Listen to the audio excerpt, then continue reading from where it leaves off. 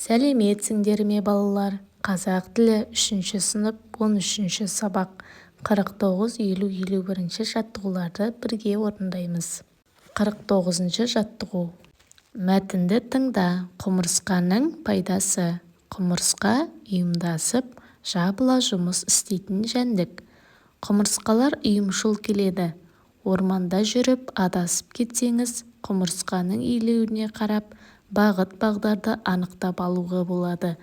Өйткені құмырсқалар өз илеуін тек солтүстікке қаратып салады екен.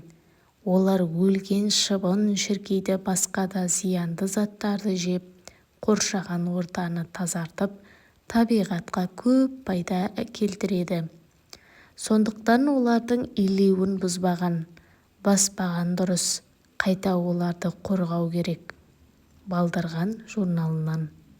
Мәтіннен тірек сөздерді тап. Сызба бойынша мәтін бөліктерін тап дейді. Құмырсқаның пайдасы, дәлелдеу пікірі, қорытынды дәлелденетін пікір. Құмырсқаның пайдасы деп отырғанымыз, олар шыбын, шіркейлерді, өлген шыбындарды және басқа да зиянды заттарды жеп, қоршаған ортаны тазартып, табиғатқа көп пайда келтіреді. Ал дәлелденетін пікір, ол орманда жүріп адасып кетсеңіз, құмырсқаның илеуіне қарап, бағыт-бағдарды анықтап алуға болады.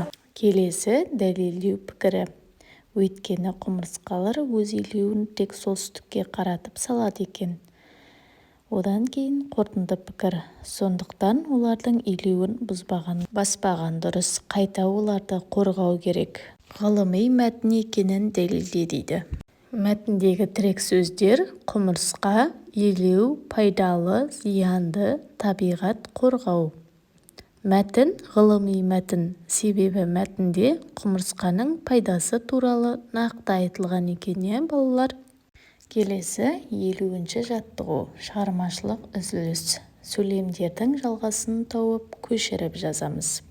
Бірінші. Құмырсқа пайдалы жәндік. Өйткені ол зиянды жәндіктерді, басқа да заттарды жеп, табиғатты тазартады. Екінші. Ауа тазарды, себебі нөсер жауды. Яғни балалар, нөсер дегеніміз жаңбыр. Жаңбыр жауса, ауа тазарады екен. Үшінші. Дала аппақ, өйткені қар жауып тұр. Осылайша балалар, сөйлемдерді жалғастырдық. Енді осылай дәптерімізге қатесіз әдемі етіп көшіріп жазып аламыз. Енді балалар, сабақ түсінікті болса, келесі 51-ші жаттығуды орындаймыз. Сөз жұмбақты шеш дейді. Көлденеңнен. Бірінші. Қанаты жоқ ұшады, аяғы жоқ желеді, аузы жоқ ұлиды. Ол не екен? Ол боран екен, балалар.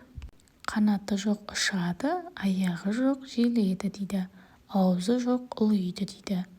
Яғни ол боран. Екінші. Тама-тама тас тескен. Ол тамшы. Үшінші. Тігінен. Көк көрпенің мақтасы әр жерде жүріп бытырап. Ол бұлт екен, балалар. Бұлт болады. Төртінші. Көзге ілінбейді, жұтсаң білінбейді. Бұл ауа екен, балалар. Осылайша біздің сөз жұмбағымыз шешілді, балалар.